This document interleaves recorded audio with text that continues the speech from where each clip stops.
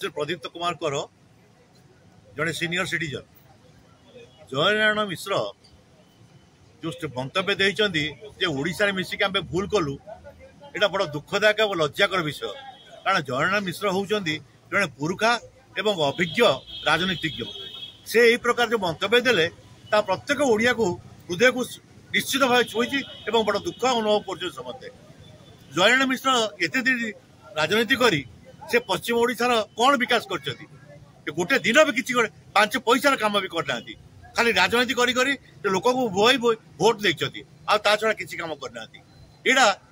प्रत्येक लोक हृदय को जानवा दरकार एवं समस्ते तिरस्कार करने दरकार एवं से सारा ओडिशा रे सबू लोक बैन करने दरकार सांगर संबंध काटिदा दरकार ये अभद्रचित लोक ओडिशा प्रत्यक्ष ओडिशा प्रযোज्य नुहति आ गोटे कथा जे तमे ओडिशा रो कोन पळेबो ओडिशा रो कोन बाहर पळेबो अरे आज आज जेते ओडिशा पे काम होउची जे कोनसी लोक